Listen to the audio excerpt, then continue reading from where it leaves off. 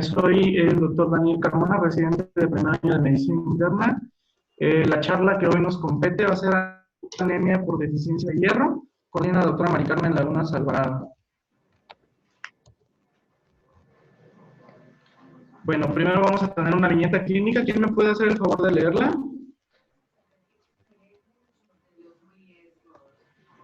Yo, Dani. Ajá. Perdón. Es una femenino de 35 años que acude a su seguimiento a consulta externa de medicina interna del HGZ2A con los siguientes antecedentes. Artritis reumatoide de 3 años de diagnóstico en manejo con metotrexate 7.5 miligramos semanal y ácido folínico 10 miligramos cada 24 horas. Prefiere iniciar con dieta vegana desde hace un año. Toma 5 tazas de café al día y todas sus comidas las acompaña con té verde. Inicia hace 10 días, solo con astenia, dinamia y disnea al subir a su departamento en un tercer piso por las escaleras. A la exploración física, frecuencia cardíaca de 105, frecuencia respiratoria de 22, tensión arterial de 100/80, palidez de tegumentos y mucosas 2 cruces. Piel seca, mal hidratada, cuero cabelludo con signo del tirón positivo, restos sin relevancia para el padecimiento actual. Le muestra laboratorios de hace 3 días tomados en medio privado. Hemoglobina de 9, hematocrito de 28, volumen corpuscular medio de 75, hemoglobina corpuscular media de 27, ancho de distribución eritrocitaria de 20%, plaquetas de 250,000, leucos de 10,000, glucosa de 90, urea de 30 y creatinina de 0.8. Muy bien. ¿Quién contesta? Bueno, vamos a hacer la dinámica, vamos a leer la pregunta y ustedes van a contestar lo que ustedes consideren que es la respuesta. Posteriormente, vamos a repetir la viñeta al final de la exposición para hacer una retroalimentación. Entonces, ¿quién es la primera pregunta?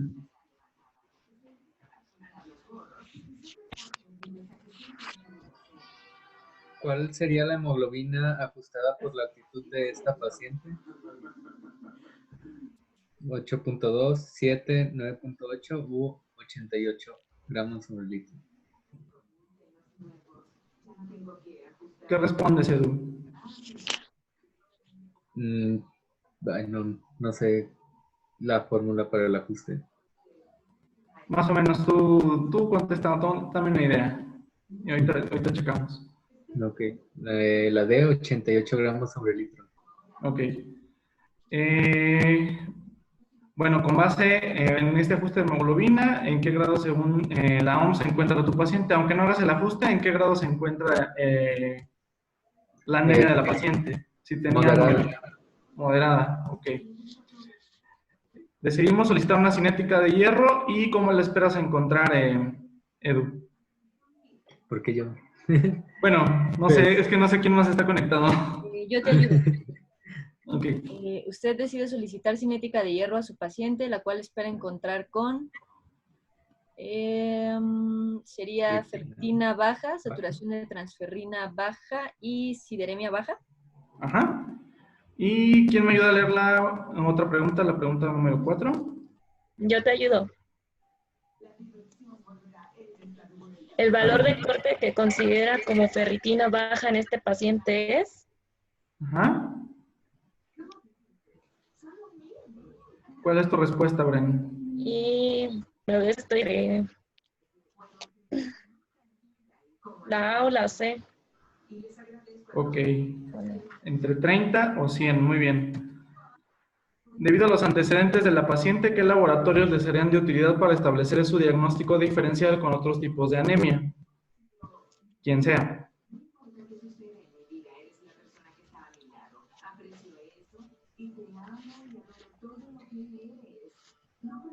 Pues solo la cinética de hierro. Solo la cinética de hierro. Muy bien.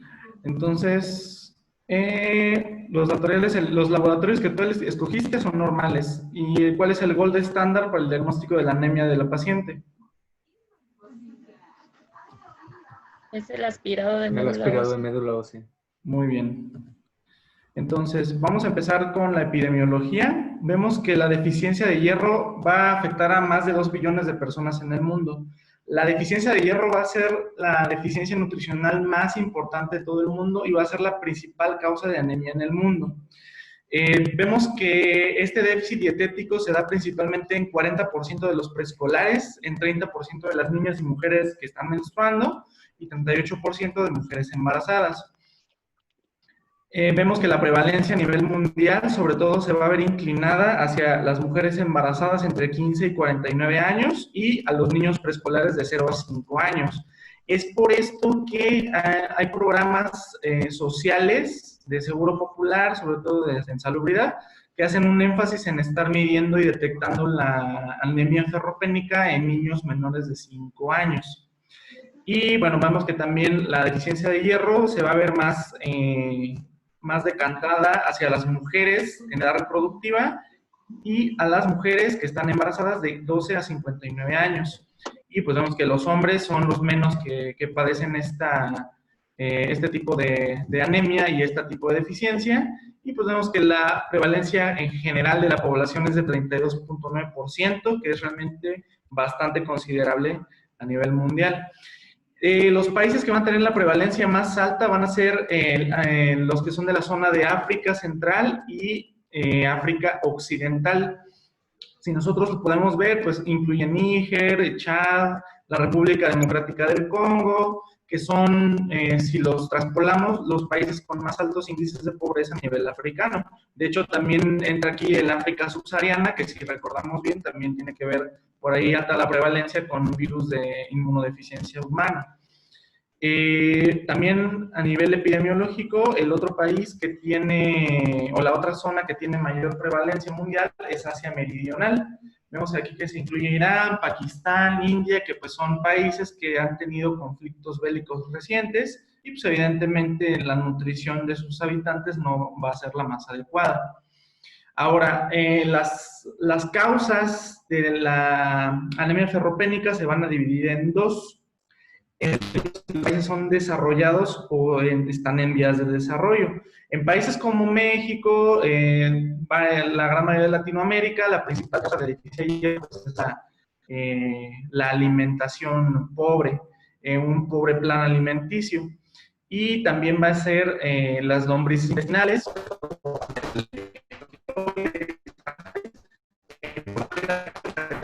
causan, y pues por la deficiencia en la absorción de hierro que también causan estos parásitos. En los países desarrollados vemos que la pérdida crónica de sangre, las enfermedades intestinales que comprometen la absorción del hierro, como puede ser la celiaquía, y sobre todo los nuevos regímenes de dietas veganas, vemos que son las principales causas de anemia ferropénica en los países desarrollados. En México, en particular, vemos aquí una gráfica donde comparamos las diferentes en SANUD. Tenemos aquí hasta la 2012 porque en la 2018 solamente se incluye a los niños menores de 5 años, que pues ahorita eso no nos compete a nosotros. Y vean ustedes cómo las embarazadas, las adolescentes embarazadas y las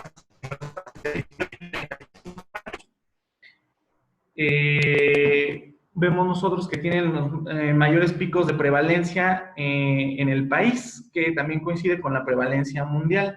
Por eso tanto hincapié de las guías de práctica clínica y de las normas oficiales para evitar la anemia en mujeres embarazadas, y nos norman iniciar sulfato ferroso a todas las pacientes embarazadas. Precisamente esta es la explicación.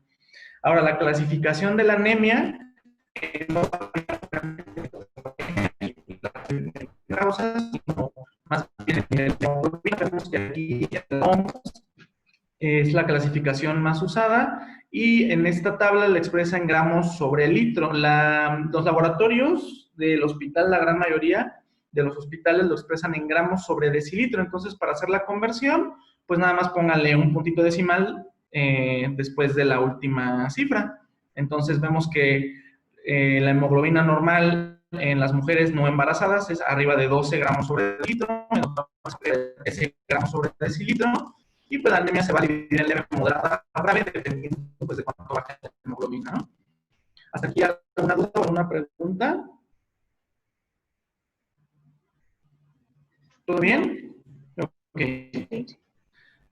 Entonces, también la OMS recomienda ajustar las concentraciones de hemoglobina dependiendo de la altitud que tenga sobre el nivel del mar. Si recordamos un poco de física, nosotros tenemos la atmósfera, que pues son 760 milímetros de mercurio, tenemos una mezcla de gases, principalmente nitrógeno, oxígeno, y pues evidentemente como es una mezcla de gases va a ser más densa entre más abajo estés.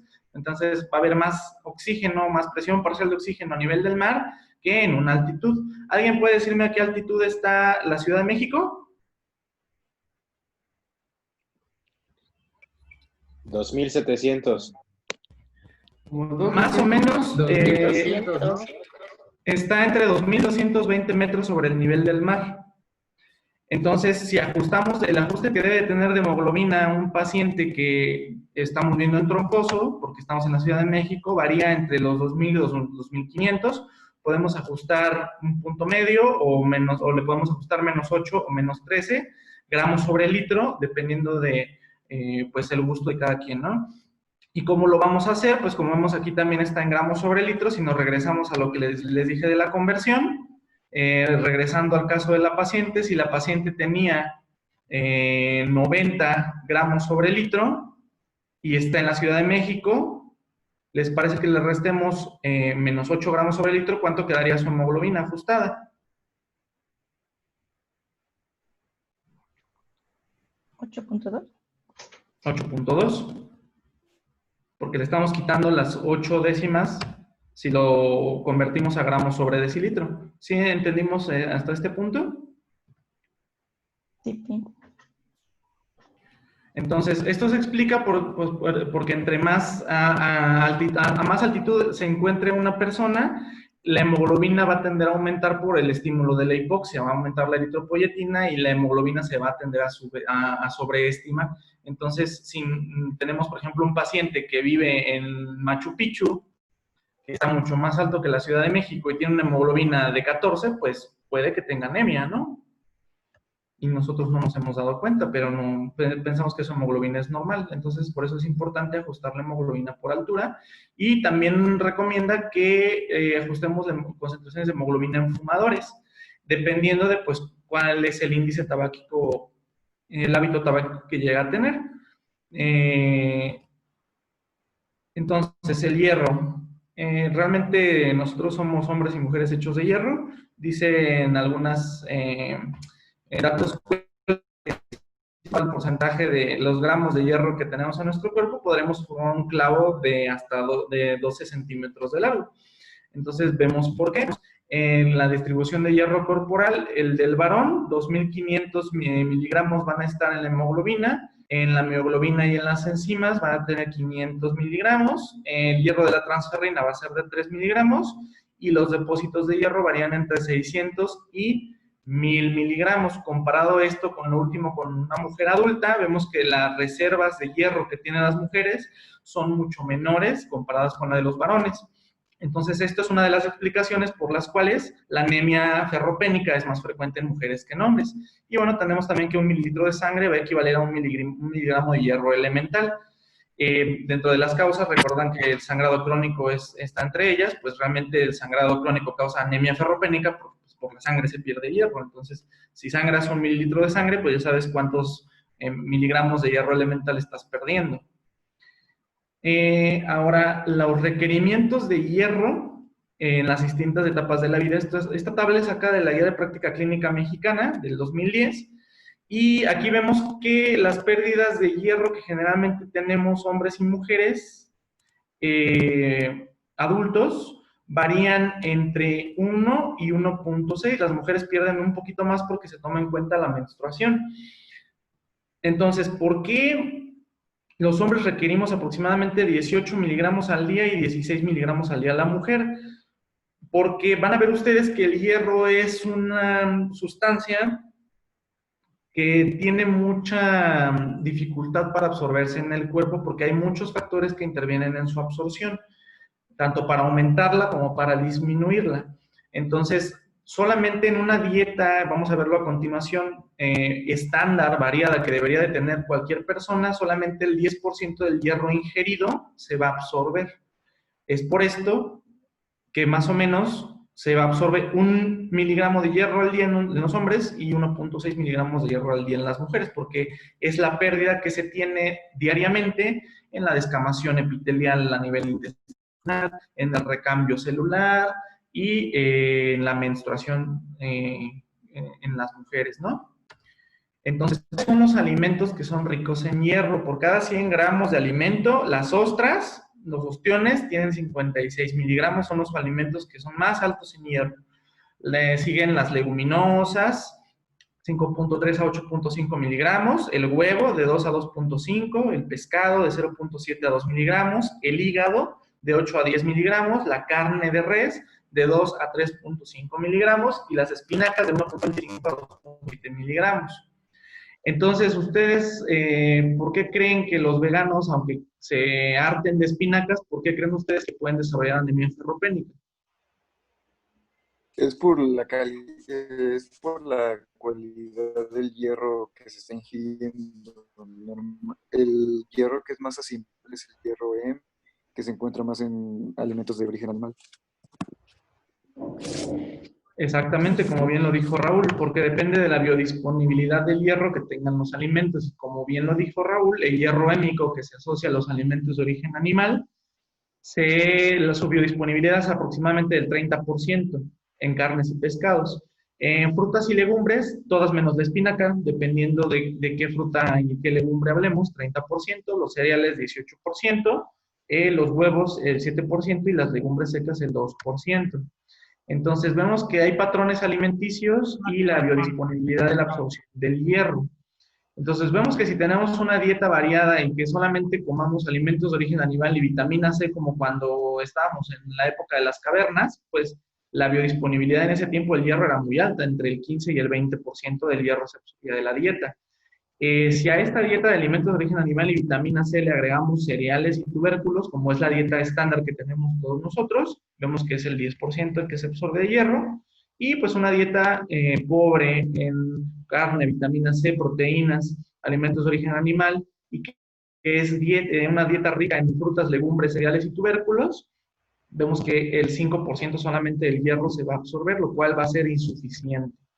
Entonces, ¿qué depende de la absorción del hierro? Va a aumentar la absorción de hierro los aminoácidos como la lisina, la cisteína, la histidina y la metionina, que algunos de estos son esenciales y los vamos a encontrar solamente en proteínas de alto valor biológico, como es el huevo, por ejemplo. La vitamina C, el ácido cítrico y el tartárico también van a promover la absorción de hierro. De hecho, vamos a ver más adelante en el tratamiento que se aconseja dar ácido ascórbico para que se optimice la absorción de los suplementos de hierro. Y vemos también que las sustancias como los taninos, que es lo que le da el sabor amargo al café y al vino y al té, disminuyen la absorción de hierro. Entonces se dice en la literatura que el té puede disminuir la absorción de hierro hasta en un 60%. Entonces no es muy recomendable comer o acompañar sus alimentos con té, no importa de qué tipo sea, porque la teína de cualquier forma también, y el té de cualquier tipo de té también tiene taninos. Los oxalatos, que es por lo que les decía de las espinacas, tampoco van a permitir la absorción de hierro. El calcio y el fósforo van a formar fosfato férrico con el hierro y este fosfato férrico va a ser insoluble y por lo tanto no se va a absorber. Y los salvados, por ejemplo, tampoco se va a permitir que se absorba el hierro. Entonces, si a nosotros le estamos dando al paciente, también aparte de que tiene anemia, está estreñido y le damos plántago y se toma el sulfato ferroso con el plántago, pues no se va a absorber. Si es un paciente que tiene osteoporosis y además tiene la mala suerte de tener anemia y le estamos dando calcio,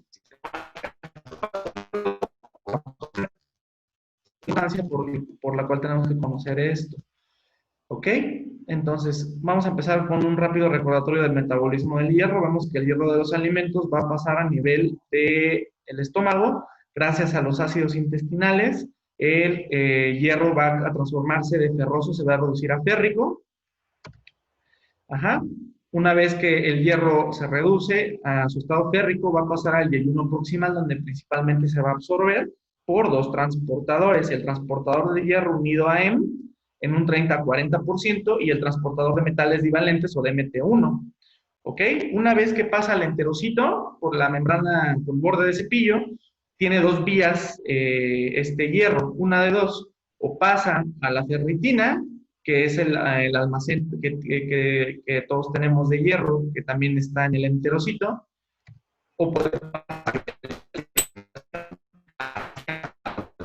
que es la compuerta, el porito por el que va a pasar el hierro a la circulación del enterocito, y va a su proteína de transporte que se llama transferrina. Ajá. Ahora, una vez que pasa a la transferrina, bueno, aquí antes vamos a explicar, aquí este Pac-Man simboliza la epsidina. La epsidina va a ser una proteína que se va a producir en el hígado, que lo que va a hacer cuando incrementan sus niveles, va a hacer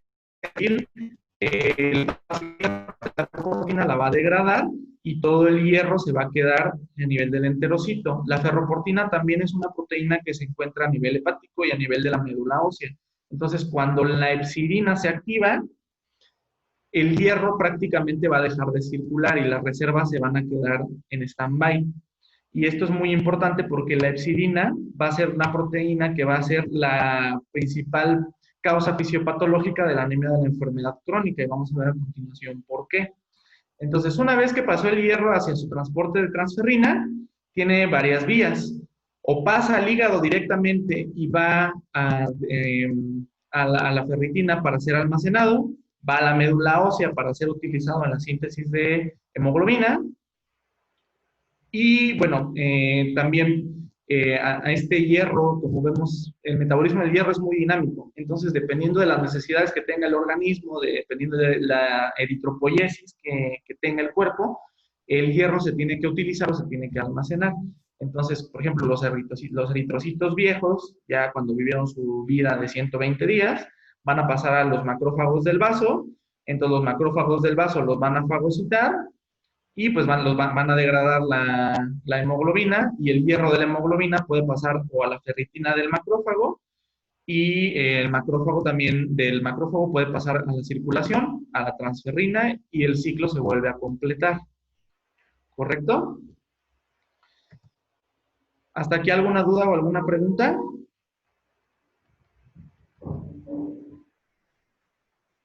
¿No? ¿Todo bien? Bueno, aquí dos cuestiones importantes.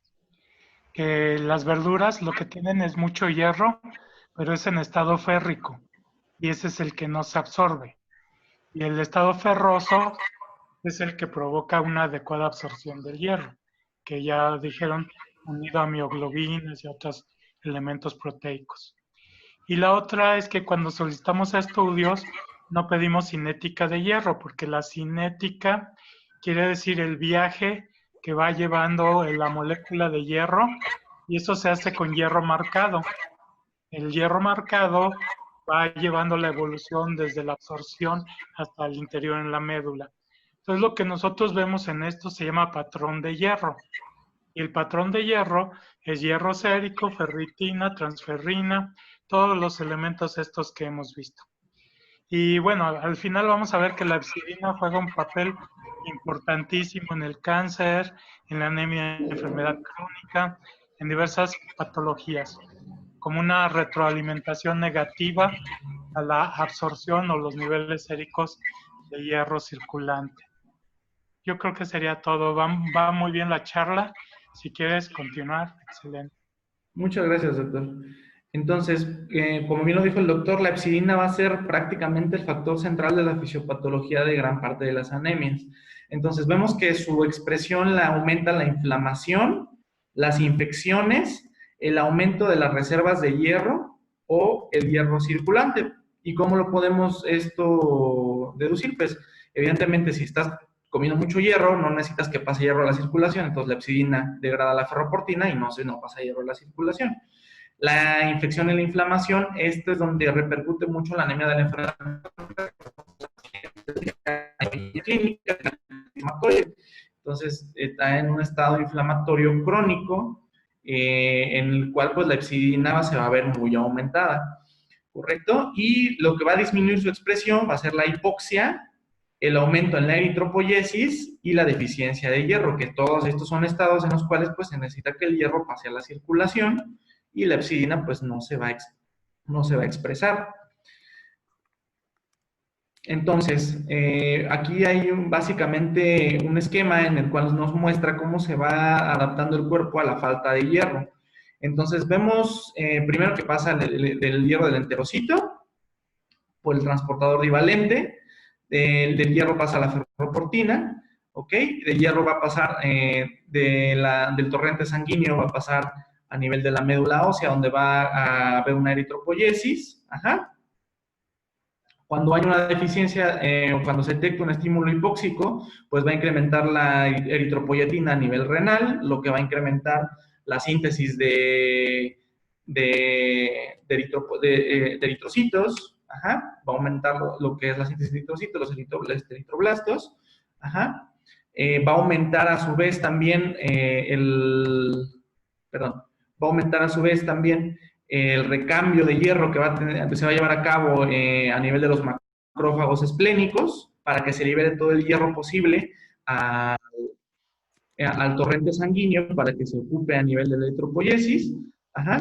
Va a aumentar también proteínas como la ferritina, la transferrina, la apotransferrina, y pues van a disminuir a su vez los aportes de hierro que va a tener a nivel musculoesquelético y corazón, todo esto para llevarlo a la médula ósea. Entonces, la etiología de la anemia por deficiencia de hierro se divide en dos, en causas fisiológicas y en causas patológicas. Dentro de las causas fisiológicas, tenemos el incremento en la demanda de hierro que principalmente se va a dar durante el crecimiento, etapas de crecimiento rápido como la infancia y la adolescencia, la menstruación, el embarazo y la donación de sangre. Vemos también que puede ser ambiental cuando hay una ingestión insuficiente, como ya lo habíamos mencionado, una malnutrición, una dieta, sobre todo dietas veganas o con pobre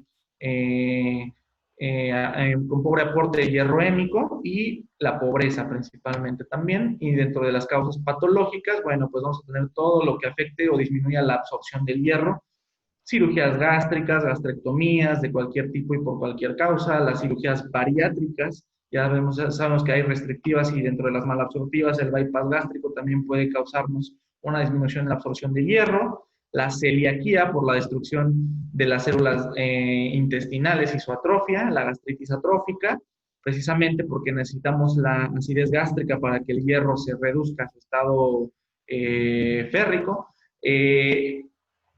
La enfermedad inflamatoria intestinal, sobre todo la colitis ulcerativa, la infección por Helicobacter pylori, que la infección por Helicobacter pylori pues va a tener varios mecanismos. Primero, porque como sabemos reduce la acidez gástrica, también porque causa úlceras a nivel estomacal y pues daña también las células intestinales.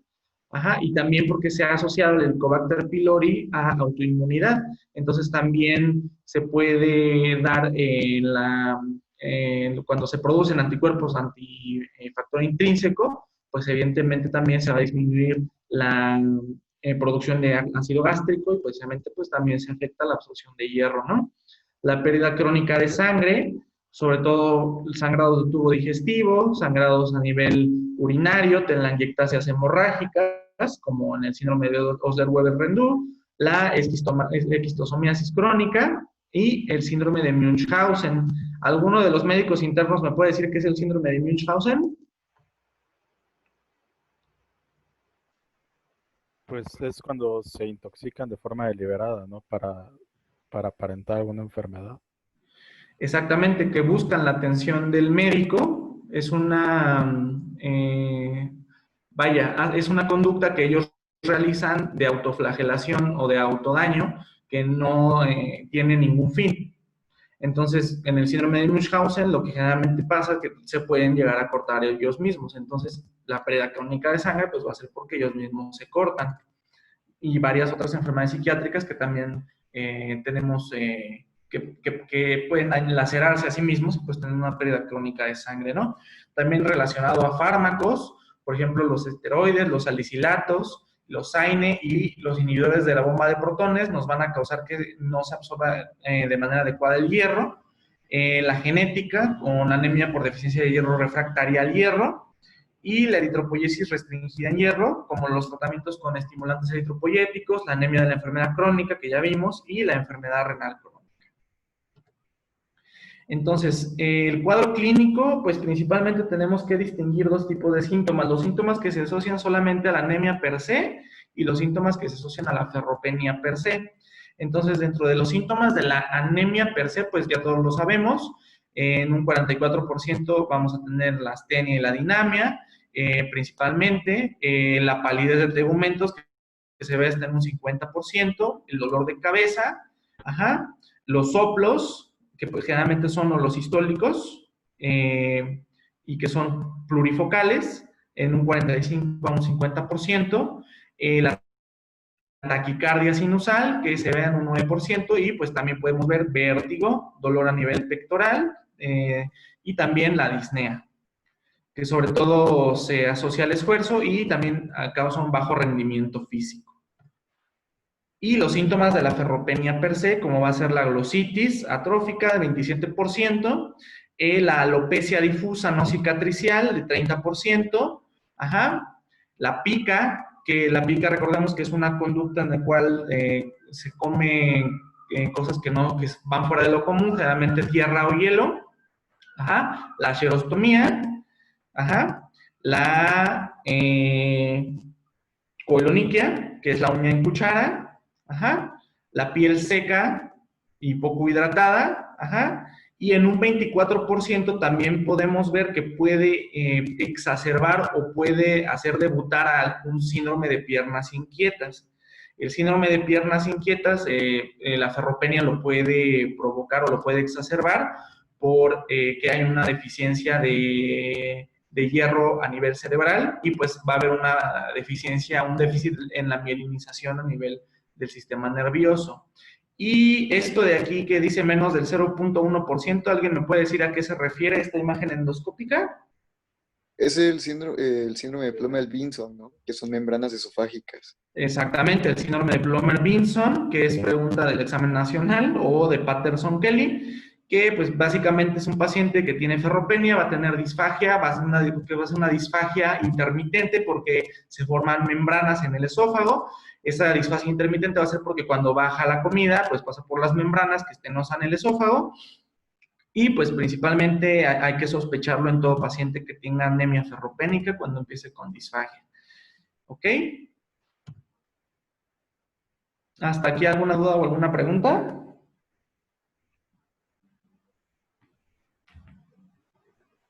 ¿Todo bien? Muy bien.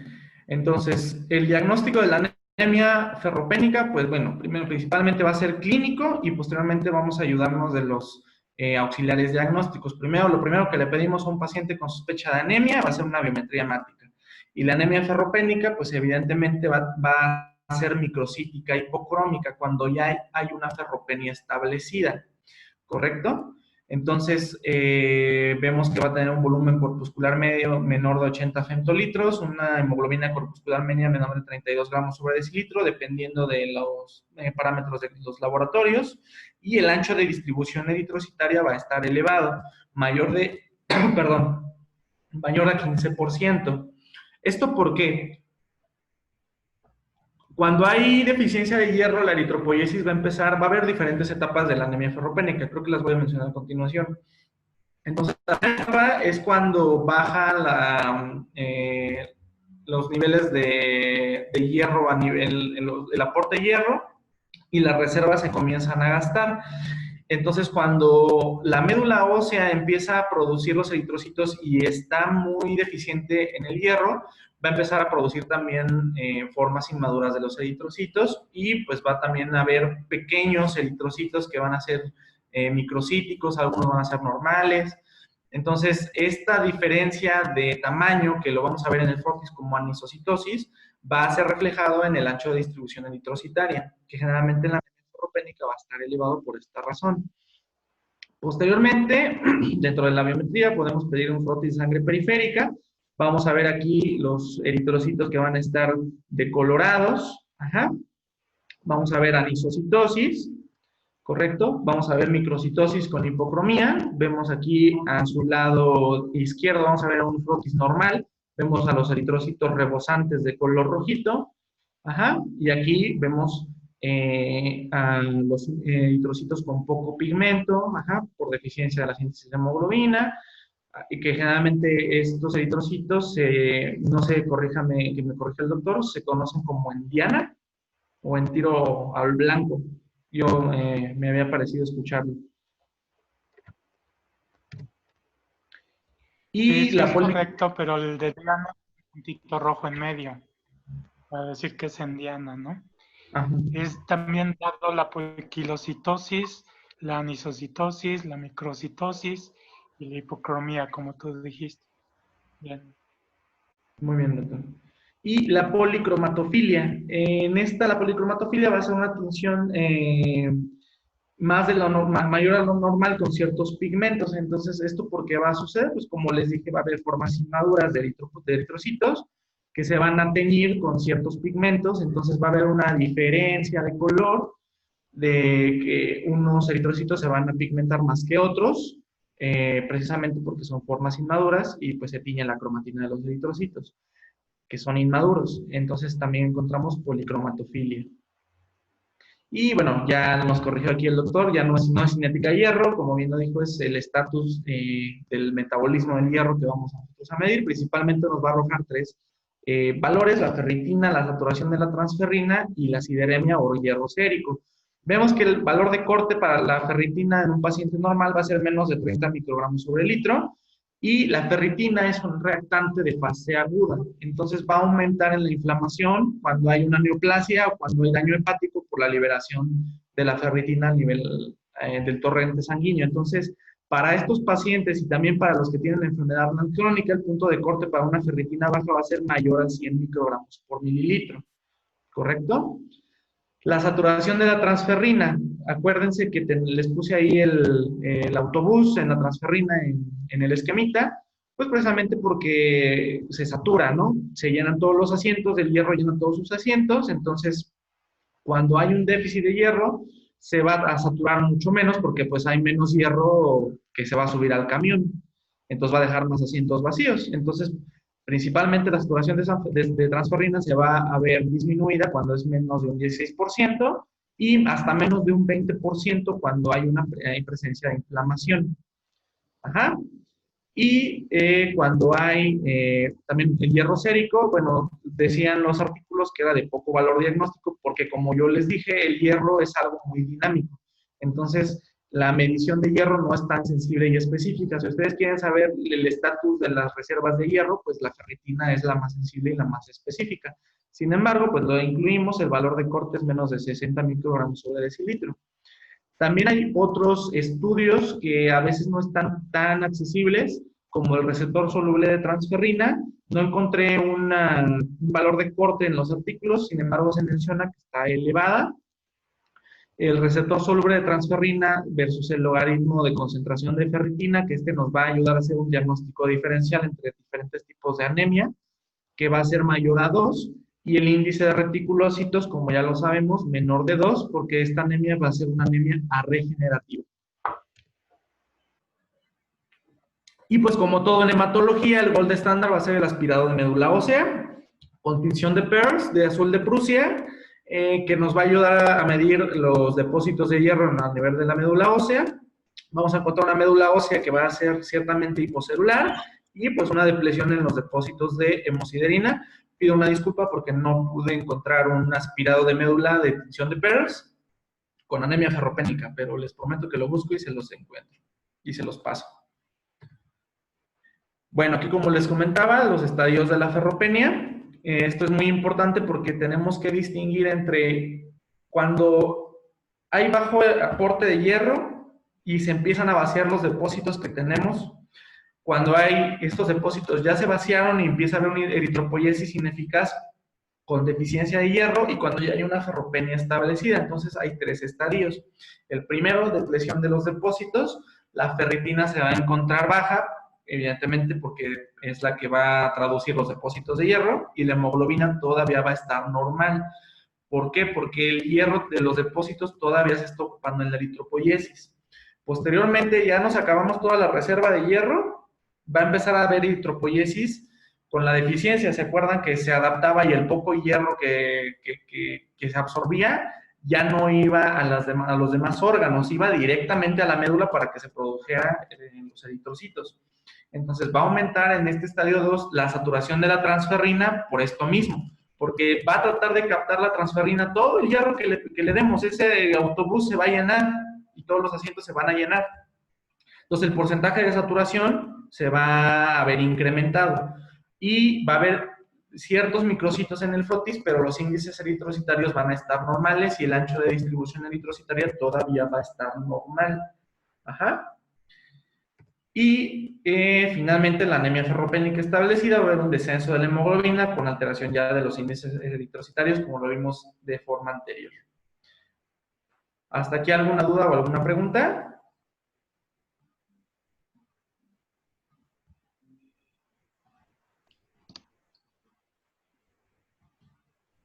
Muy bien. Entonces, vamos a ver que el diagnóstico diferencial de la anemia ferropénica principalmente se va a hacer con el estado, como ya les dije, ferrodeficitario, el déficit de hierro sin anemia, la talasemia menor, la anemia de procesos crónicos. Ajá. Entonces, vamos a ver principalmente que en la anemia ferropénica va a haber anemia, va a haber microcitosis con normocitosis o normocitosis, dependiendo de la fase en que nos la encontremos. Va a haber anisocitosis, el ancho de distribución eritrocitaria va a estar aumentado. Ajá, va a disminuir la sideremia. Ajá, va a aumentar la capacidad de fijación, va a disminuir la ferritina sérica, va a aumentar el receptor soluble de transferrina y el logaritmo de saturación del receptor soluble de transferrina y el logaritmo de ferritina va a ser mayor a 2. Entonces, ¿se acuerdan que en una pregunta les hice y les dije cuáles eran los principales estudios que le vamos a hacer a un paciente para determinar si su anemia es ferropénica o es una anemia inflamatoria de estado? La BCG y la PCR. Como podemos ver, en un paciente que tiene anemia ferropénica, que no tiene ninguna enfermedad inflamatoria, pues va a estar normal, va a estar prácticamente disminuidos, y en la anemia de proceso crónico va a estar aumentado. Ajá. Entonces, si nosotros queremos hacer esa diferenciación, pues tenemos que sacar los marcadores de inflamación. Además, pues, del contexto de la paciente, ¿no? Si tenemos un paciente que tiene enfermedad inflamatoria intestinal, pues también puede causar anemia ferropénica, pero sorpresa, también le va a causar anemia de enfermedad crónica. Entonces, con eso vamos a hacer el diagnóstico diferencial. ¿Qué tal si se está haciendo un buen aporte de hierro, pero su principal problema es el hecho de que tiene la enfermedad crónica? Ajá. Y, por ejemplo, aquí también podemos ver el estado de déficit de hierro sin anemia, pues vemos que todos los índices van a estar prácticamente normales, salvo un poquito va a haber microcitosis. Ajá. La ferritina sérica va a estar ciertamente un poco disminuida, el receptor soluble va a estar normal o aumentado. Ajá. Y, bueno, los marcadores de inflamación van a estar normales. Ahora, el tratamiento. Tenemos que tener algunas consideraciones iniciales para iniciar suplementos de hierro en la anemia ferropénica. Primordialmente decía el artículo de New England que tenemos que considerar si es una zona endémica de malaria. ¿Por qué? Porque si es una zona endémica de malaria, la anemia ferropénica es un factor protector. Entonces, tenemos que evaluar el costo-beneficio de que el paciente siga anémico o le dé malaria. Entonces, si es una zona endémica, pues hay que pensar un poquito antes podemos tener una anemia ferropénica ciertamente permisiva, ¿no? Para tener este factor protector. Y también porque se ha visto en algunos estudios que la principal preocupación con los suplementos de hierro es que pueden modificar la microbiota intestinal. Entonces, al modificar esta microbiota, va a aumentar la flora patógena, y pues van a aumentar las infecciones a nivel intestinal. Ahora, este algoritmo, pues lo primero que tenemos que hacer para lo de la anemia ferropénica, como vemos, tiene muchas causas. Pues primeramente hay que tratar de controlar o de tratar la causa que la desencadenó. Ajá. Si es por la malabsorción, ver el proceso malabsortivo. Si es por el déficit, que generalmente es lo más común, pues darle el aporte, darle indicaciones dietéticas al paciente, decirle a lo mejor que si se va a hacer una ensalada con espinaca, pues eche una vinagreta o le eche limón a la espinaca. Ajá, que no tome mucho café, que no acompañe con café o con té las comidas, sabiendo el contexto de cada paciente, ¿no? Entonces vemos que iniciamos con una suplementación de hierro oral, y pues vamos a medir la hemoglobina, la ferritina, la transferrina y la saturación de transferrina mensualmente. Si esto fue efectivo, pues vamos a continuar con la suplementación de hierro oral durante 3 meses. Ajá, y vamos a tener que estar checando los índices eritrocitarios mensualmente por 3 meses, ajá, y cada 3 meses durante 1 año. Si los síntomas persisten, tenemos que hacerlo cada 3 meses durante otro año más. Ajá. El estatus de hierro se mantiene si no hacemos una mayor investigación, no consideramos hacer una investigación más profunda para saber cuál realmente fue la causa de la deficiencia de hierro o por qué el hierro que estamos dando en la dieta pues no se está ocupando de la manera correcta, ¿no?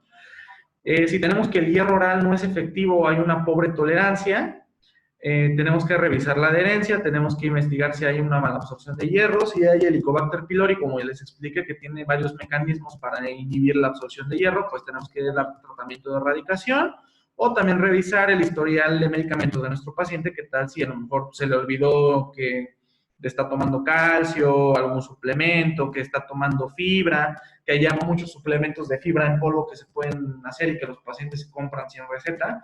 Entonces, a lo mejor el paciente sin saber está tomando mucha fibra y pues por eso no se absorbe el hierro, ¿no? Una vez que hemos tratado de corregir esto, vemos si es efectivo, sigue el mismo algoritmo del lado izquierdo. Si no es efectivo, tenemos que considerar pues una suplementación con hierro parenteral, ¿no? Y el algoritmo se vuelve aquí a iniciar otra vez. Entonces, iniciamos suplementación con hierro oral, que recomiendan los artículos de 100 a 200 miligramos de hierro elemental al día, acompañado, dependiendo del paciente, con 500 unidades de ácido ascórbico.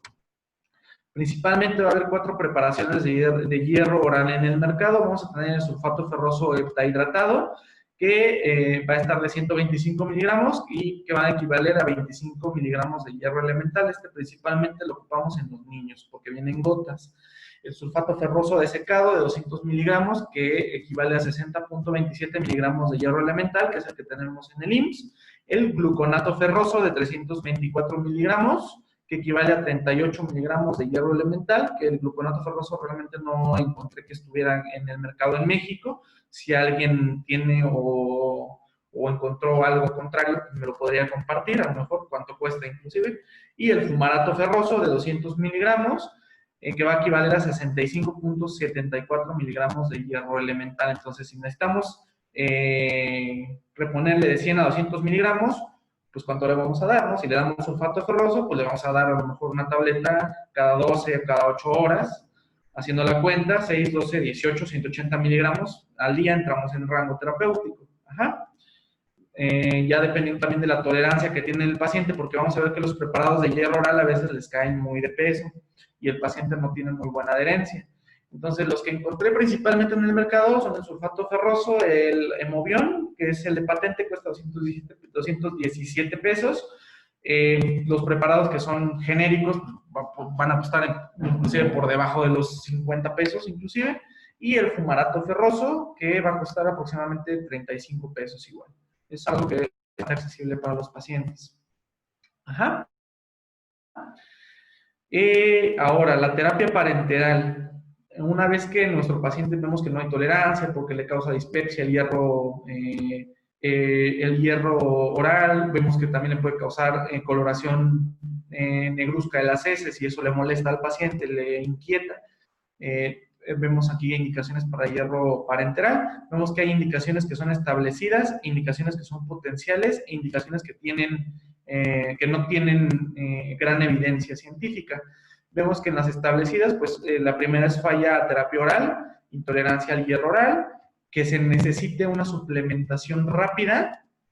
Inclusive se puede hacer como un sustituto de transfusión en personas que no aceptan una transfusión y el uso de agentes estimulantes eritropoyéticos. Las indicaciones potenciales, vemos en la anemia de la enfermedad crónica, renal crónica, sin tratamiento con eritropoyetina.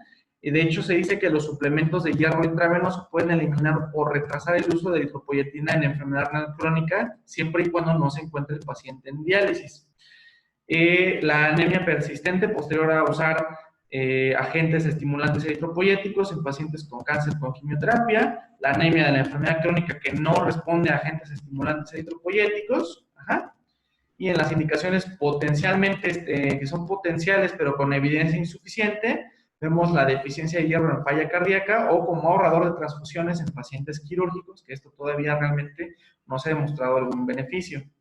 El artículo de New England nos daba un cálculo, una fórmula para calcular la dosis de hierro intravenoso. Vemos que es el peso en kilogramos, lo multiplicamos por una constante de 2.3 y Vamos a multiplicar esto por la diferencia de la hemoglobina deseada sobre la hemoglobina medida y le agregamos 500 a 1000 miligramos de hierro para repletar las reservas. Entonces, los preparados de hierro intravenoso principalmente van a estar compuestos por un carbohidrato y un núcleo de hierro elemental. Entonces, cuando nosotros inyectamos, sobre todo se recomienda vía intravenosa, el preparado de hierro pasa al torrente sanguíneo. De aquí los macrófagos del torrente sanguíneo van a degradar, van a separar el hierro del carbohidrato. Vemos que el carbohidrato se va a degradar a nivel hepático, y el hierro que se separa del núcleo del preparado intravenoso tiene dos opciones: va a la ferritina del macrófago o se libera directo al torrente, pasa a la transferrina y de la transferrina pues a la médula ósea donde se necesita, ¿no?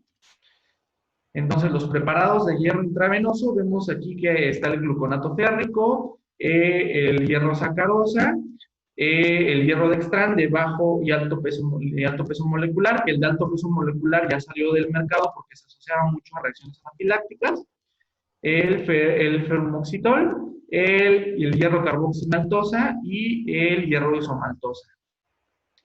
En México, ¿cuáles encontré principalmente? El hierro dextran de bajo peso molecular, que viene de 100 miligramos en 2 mililitros, que lo tiene el IMSS, y va a venir en ámpulas de 100 miligramos en 2 mililitros, 139 pesos cuesta aproximadamente.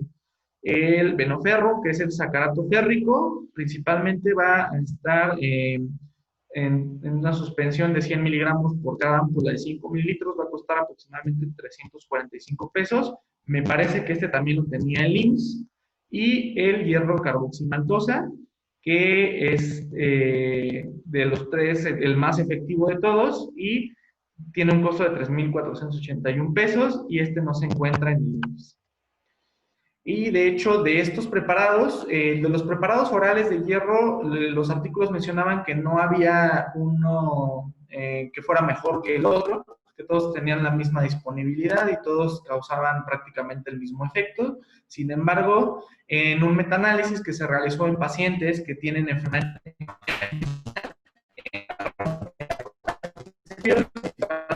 de 6 de ellos estaban ensayos clínicos aleatorizados, vemos nosotros que de todas las preparaciones de hierro, si las comparamos, el hierro carboximaltosa fue el que tuvo mejor tasa de respuesta, que definieron una tasa de respuesta como una normalización de la hemoglobina o un aumento de la hemoglobina mayor a 2 gramos sobre decilitro. ¿Qué efectos adversos tiene los preparados de hierro intravenoso? Principalmente náuseas y vómito, prurito, dolor de cabeza, dolor lumbar o dolor de articulaciones y dolor a nivel del pecho. Y el efecto más temido de todos es la anafilaxia. Este sobre todo era temido con el hierro dextran de alto peso molecular. La anafilaxia no se sabe cuál es el mecanismo realmente que lo detona, pero se relaciona a que hay un aumento en las concentraciones de hierro libre a nivel sanguíneo. Entonces, pues este hierro libre puede funcionar como un apteno que va a desencadenar la reacción anafiláctica, que pues principalmente nos puede llevar a la muerte. Ahora, el seguimiento que le vamos a dar a nuestros pacientes, según la Sociedad Británica de Gastroenterología, tenemos que hacerle, como les dije, un hemograma mensual los primeros 3 meses, cada 3 meses después durante un año, y lo anterior durante otro año más, si las mediciones bajas de hierro, de los estados de hierro persisten. Y ya finalmente, pues la hepcidina es una promesa tanto diagnóstica como terapéutica. Como vemos, es el pilar fundamental de la fisiopatología de los diferentes tipos de anemia. Entonces, nos dan aquí una fórmula para estimar el porcentaje de hepcidina, porque los ensayos de hepcidina son muy caros y son poco disponibles y muy poco prácticos. Entonces, vemos que podemos calcular un poco, darnos una idea de cuántos están los niveles de hepcidina, multiplicando el porcentaje de saturación de transferrina en miligramos sobre decilitro, sumándolo más la PCR. Entonces, si nos damos cuenta, pues la PCR es la que va a llevar la batuta en esta fórmula. Entonces, entre más PCR tengamos, más inflamación tiene el paciente y pues más hepcidina tiene, ¿no? Entonces, por ejemplo, en los pacientes del COVID ya sabemos que si tienen la PCR en 29, pues la epsilina como la tendrán, ¿no? Súper altísima y seguramente desarrollen anemia por deficiencia de hierro. Bueno, no tanto por deficiencia de hierro, sino por el proceso inflamatorio, ¿no? Entonces, también se ha considerado como un objetivo terapéutico, sobre todo se han estado desarrollando anticuerpos antiepsilina para tratar de limitar el daño que esta nos puede causar y, pues, como ya lo mencioné antes, también nos puede servir como una herramienta diagnóstica. Ajá. Entonces, vamos a regresar a la viñeta clínica. Recordemos que pues, es la paciente que tiene el dato de síndrome anémico con antecedente de artritis reumatoide. Ajá. Vemos que tiene una hemoglobina de 9, que tiene un hematocrito de 28, que tiene microcitosis, hipocromía y un amplio ancho de distribución eritrocitaria. Entonces, creo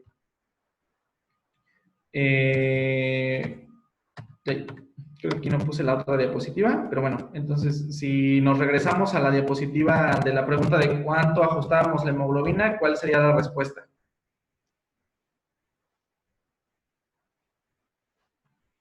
Sería 8.2. 8.2. Ajá. A ver, vamos a salirnos de aquí. Una disculpa, porque creo que no puse la segunda diapositiva. Pero vamos a recordar las preguntas de la viñeta, las primeras dos. Aquí está. Entonces, ya ajustamos, ya sabemos que es 8.2, ¿no? Con base en el ajuste de la hemoglobina, ¿en qué grado de la anemia sigue el paciente según la OMS? Moderada. Moderada. Sigue moderada.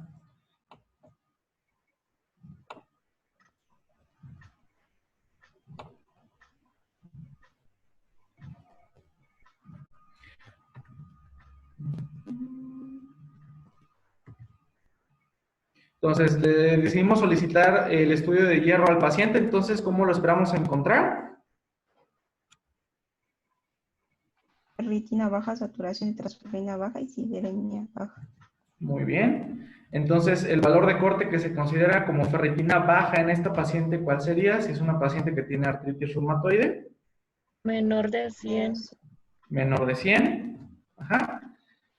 Aquí están las otras dos. Y, bueno, debido a los antecedentes de la paciente, ¿cuáles son los laboratorios que nos pueden ayudar a establecer el diagnóstico diferencial con otros tipos de anemia? La PCR y BCG. La PCR, la BCG y el receptor soluble de transferrina. Ajá. Supongamos que son normales, entonces, ¿cuál sería el gold estándar para diagnosticar la anemia que tiene el paciente? El aspirado de médula. El aspirado de médula ósea, porque asumimos que es una paciente que tiene deficiencia de hierro. Y pues esto sería todo por hoy de nuestra charla. ¿Tenemos alguna duda, algún comentario? Pues comentario. ¿Cuál es la diferencia entre una anemia microcítica hipocrómica y un síndrome anémico?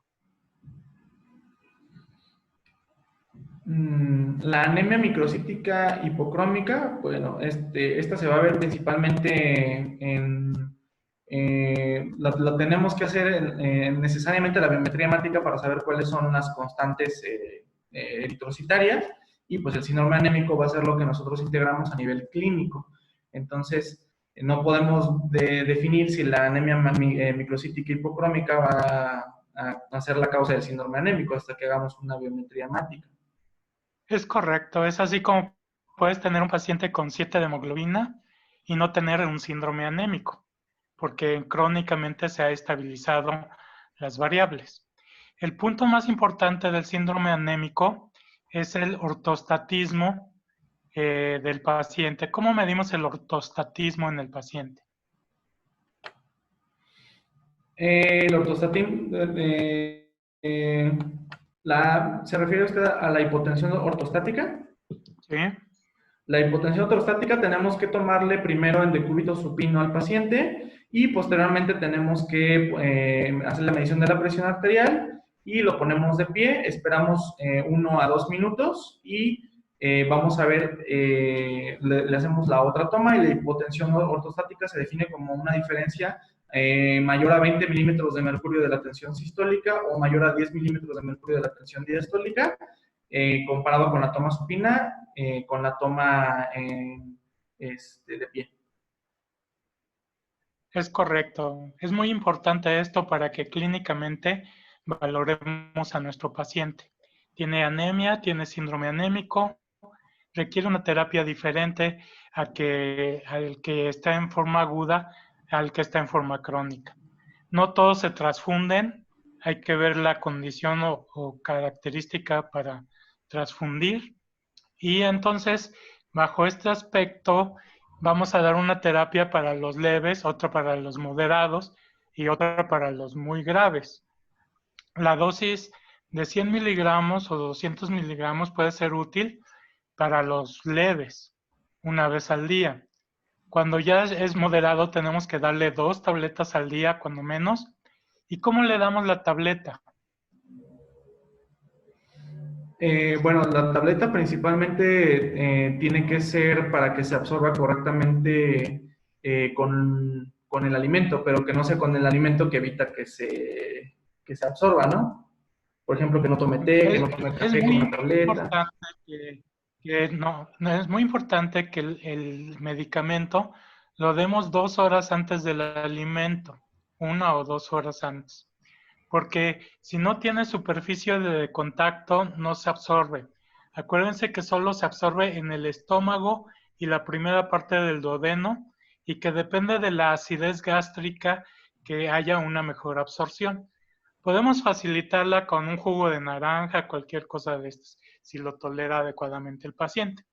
Pero de nada sirve darle el medicamento con alimento, lo evacúa, en lugar de absorberse el 10%, solo se absorbió el 5% y no le va siendo tan útil al paciente. Entonces, si no hay tolerancia, tenemos que irnos a la fase parenteral, como tú ya habías señalado. Tenemos que darle, pero no una picotiza que a veces le dan diario a los pacientes con hierro dextrano en Z, que ya pusieron por ahí, que es lo adecuado, pero puede empezarse con 1 o 2 veces a la semana o hasta 3 veces a la semana si fuera necesario, en forma parenteral. Ahora, sí hubo una gran diferencia entre el hierro dextrano y la carboximaltosa, porque el hierro dextrano condicionaba un alto porcentaje de las anafilaxias, de las reacciones a cuerpo en el riñón. Acuérdense que es un elemento, un hierro, que se une a las proteínas de la membrana y la destruye. Así es como destruye al riñón, al hígado y demás. Si usamos la fórmula que puso para calcular la deficiencia de hierro y tenemos que dar 1 o 2 gramos en total en la terapia en un paciente, imagínense que con 100 miligramos nunca lo vamos a alcanzar. 100 miligramos es el hierro intramuscular, hierro dextrano. Y en cambio, con la carboximaltosa podemos meter 2 frascos de 500 miligramos en 10 minutos sin ningún riesgo y pasa rapidísimo. Muchas veces dicen que esto es mejor que transfundir a un paciente. Por eso tú ponías en las diapositivas que sustituye las transfusiones. Pues sí, cuando se requiere subir la hemoglobina sin tanto riesgo, se puede utilizar el medicamento, pero es altamente costoso. Pero resulta más costoso una transfusión en un paciente que una aplicación de hierro. La transfusión, ustedes mídanla, está como 4,000 pesos en la calle, aunque ustedes tengan disponibilidad de componentes, ¿no? Entonces, es muy importante eso de seleccionar el medicamento que vamos a usar y el tiempo que lo va a tomar el paciente para que veamos la respuesta adecuada en el mismo. Yo creo que con esto sería totalmente completo el tema, ¿no? No sé si tienen preguntas. Es muy recomendable poner el hierro intramuscular, o sea, no hay un cambio en la farmacocinética, porque realmente lo que se recomendaba era intravenoso, y pues es de uso hospitalario, pero lo que, bueno, es lo más común, es que nosotros demos el hierro dextrano intramuscular, pero hay alguna, no sé, comparando, porque realmente no encontré estudios que compararan así como La diferencia está en la velocidad de absorción. Ujú. La pones intramuscular, tarda 2-3 días en absorberse. Y de hecho queda negro por si queda ahí colocado en el músculo, se ve todo esto. Qué bueno que mencionas esto de si lo pongo intravenoso o intramuscular. Lean bien la ampolleta y lean la caja. Hay unas que dicen para uso intravenoso y otras dice solo para uso intramuscular. Y aunque tengan la misma marca y presentación, ¿por qué es esto? Porque uno es más liposoluble y si va con grasa y lo metemos en la vena, causamos un grave daño. Y debe de ser aquel hierro dextrano que es hidrosoluble y que puede pasar directamente a la sangre. Y lo dice la cajita, dice, administras, puedes darse IM o IB. Eso es lo que dice la caja. Pero no siempre es solo intravenoso. Tenemos que estar checando esta cuestión. Ahora, tenemos un paciente que ha estado anémico por 2 meses, 3 meses. Creo que no urge ponerlo intravenoso. Podemos estarlo aplicando intramuscular y es la misma cuestión. Pero es un paciente que sale posoperado con una déficit de hemoglobina, que hubo sangrado importante y está canalizado. Podemos utilizar bien esta vía para aplicar la ampolleta en cierta forma periódica para que se reponga más rápidamente la deficiencia de hierro que está haciendo o que hizo. Principalmente. No sé si tienen otra cuestión. ¿Alguien más? Doctor, en el seguimiento de estos pacientes, había checado que, bueno, uno de los primeros parámetros en normalizarse, que es como una prueba terapéutica en algunos contextos, es el índice reticulocitario, para ver cómo está respondiendo en las primeras 7 a 10 días. De ahí el siguiente parámetro que se modifica en metas sería la hemoglobina, que se checa entre los primeros 1 o 2 meses, y posteriormente ya se estaría midiendo lo que es la ferritina. Sí, sí, es correcto. Muy interesante que siempre pidamos biometría con reticulocitos para ver la evolución. Eso sería lo inicial en el paciente. Una cosa muy importante, la amplitud de distribución eritrocitaria. Podemos tener un paciente todavía no anémico, pero lo primer cambio que observamos en la sangre es la anisocitosis, eritrocitos grandes y pequeños, grandes y pequeños. Y esto nos va a estar llevando a una anemia en el paciente. Podemos esperar y se hace una anemia, pero lo mejor es detectarla tempranamente y más como tú dijiste, pacientes con artritis reumatoide, con otras enfermedades inflamatorias, que pueden enmascarar una anemia de enfermedad crónica o de deficiencia de hierro. Y entonces vale la pena analizarlo para dar un tratamiento óptimo. El otro es un paciente que ustedes ven diario que dice, me mareo, me canso mucho, tengo estos problemas, pero me sale todo normal. Y realmente son pacientes que van haciendo poco a poco una anemia y que a veces es bueno establecer una ferritina para determinar si hay deficiencia de hierro en esos pacientes. Hay que creerles. La otra es las alteraciones cognitivas que aparecen en los niños y en las edades muy adultas. El muy adulto no tiene dientes, no come carne y tiene problemas para la obtención del hierro.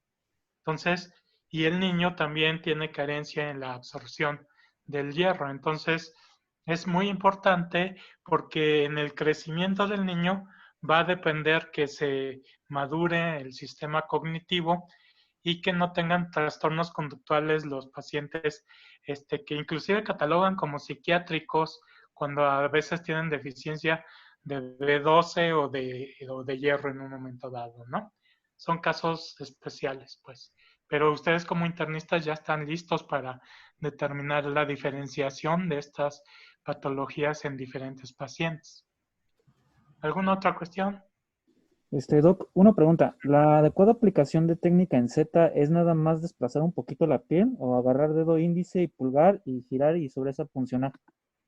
Sí, exacto. Desplazas la piel e insertas la aguja para que cuando la quitas, la piel regresa al sitio y no permite que el mismo trayecto regrese el medicamento, porque se forman sáculos en el tejido adiposo y entonces ahí a veces sí tienes hasta abscesos, cosas que drenar en un paciente dado, ¿no?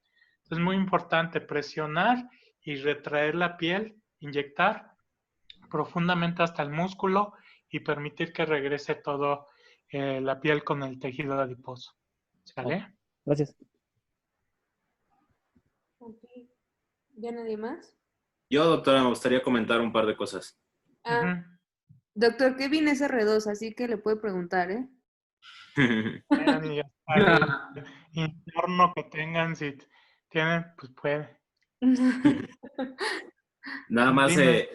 dos cosas. Interesante lo que comentó el doctor del adulto mayor. Recordar que el envejecimiento habitual y el envejecimiento patológico se caracterizan por estados de inflamación crónica. Entonces, en independientemente de sus comórbidos o no, los puntos de corte de ferritina son superiores a una persona no adulto mayor. En general se sugieren de 30 a 100 miligramos sobre decilitro. Entonces, para que lo consideren. Y la otra, no sé si tuvieron chance de leer el artículo que les subí al final, Dani. Ay, no, perdón, doc. ¿No? Estoy haciendo otra clase. ¿Alguien lo leyó, chicos? Bueno, creo que no. Básicamente iba en torno a la administración de hierro oral. Lo que habitualmente se ven en las clínicas de medicina familiar o en los consultorios de primer contacto es que dan tabletas de sulfato ferroso 2 o 3 dosis al día. Y esto a nivel experimental, tanto en modelos animales como in vivo, en humanos, se ha demostrado que pues aumenta la liberación y secreción de epsidina hasta por 48 horas. De tal manera que si tú das dosis de hierro, ya sea 2 o 3 veces al día y en días continuos, vas a aumentar la secreción de la síntesis y la secreción de epsidina a través del hígado por hasta 48 horas. Recordarás tú, Dani, dijiste que la epsidina inhibe el receptor de EMT en el intestino y aparte el de ferroportina en macrófagos y otras células transportadoras. Entonces se ha demostrado que esto pues disminuye la absorción y el transporte de hierro pues, a los depósitos, a los lugares de almacenamiento. Entonces se han hecho estudios en personas pues sí con ferropenia, no precisamente con anemia, en que se propone que la dosis de hierro se dé en días alternos y como monodosis. Y de hecho se ha demostrado en este tipo de personas que si tú das una dosis de hierro un día sí, un día no, y 100 a 200 miligramos, la capacidad de absorción de hierro fraccionado va a ser mayor que si tú la das en múltiples dosis diario. Todavía queda pendiente hacer este tipo de estudios en personas con anemia. Desde luego ellos tienen el estímulo hipóxico, el liberador de epsidina que podría solaparse y traslaparse, pero es una propuesta interesante y probablemente a futuro cambien las pautas de administración y los regímenes de tratamiento en cuanto al hierro vía oral. Nada más. Al menos en el servicio de hematología en siglo XXI sí tenemos la costumbre de que si el paciente no está funcionando, le damos el hierro una vez al día como monodosis. Todavía no hemos hecho lo de días alternados, pero sí se los damos como monodosis en lugar de dárselo una vez cada 8 o 12 horas. Nada más. Gracias. Gracias, doctor. Es correcto. Lo que pasa también hay que ver en la enfermedad crónica que la epsidina modifica la secreción de la eritropoyetina y entonces a veces necesita un apoyo o ajuste con algo de eritropoyetina en el caso de enfermedad crónica o en el cáncer. Incluso en el cáncer tienen que ser dosis mucho más altas de eritropoyetina con darbepoyetina, que es una dosis mucho mayor de este elemento para tener una mejor respuesta. Pero sí, como dices, individualizar a cada uno de los pacientes, viendo las causas y cómo puede ayudarse un poco mejor en todo esto, ¿no? Gracias, doctor. Ok. ¿Alguien más que quiera comentar algo? Bueno, igual en lo referente a los efectos adversos y la vitamina C, bueno, leí que pues ya está establecido que aumenta la absorción, el tratamiento conjunto de compuestos con hierro y de vitamina C, pero que al mismo tiempo aumentaba la probabilidad de obtener los efectos adversos. Entonces, en pacientes que ya estaban cumpliendo con efectos adversos de la administración de hierro, Entre las pautas que se podían hacer, pues evidentemente era retirar los componentes con ácido ascórbico, o pues los que, bueno, ya se había mencionado de administrarlo ya sea con las comidas, que al mismo tiempo pues disminuye la absorción, pero pues también disminuye o aumenta la tolerabilidad en el paciente. Nada más. Ok, gracias, Kevin. Bueno, si ya nadie más tiene algo que comentar, pues básicamente ya terminamos. Y de todas formas, mañana vamos a ver megaloblásticas, entonces seguiremos con esto de las anemias. Gracias al doctor Mijangos. Gracias, Mari. Lo quiero mucho, doctor. Gracias por venir con nosotros. Sí, muchas gracias, doctor. Doctor, representa a Vicky. Vicky es mi compañera del IMSS y es la que habló ahorita. Y ella de hecho, ella es la encargada de los residentes, entonces te la presento. Ya algún día los presentaré en persona cuando acabe la pandemia. Muchas gracias, doctor. Gracias, doctor. Bueno, pues entonces nos vemos mañana. Buena clase, Dani. Felicidades. Sí, felicidades, Dani. Muy bien tu clase. Buenas noches a todos. Buenas Gracias. noches. Vaya a todos. Gracias. Hasta luego, gracias a todos.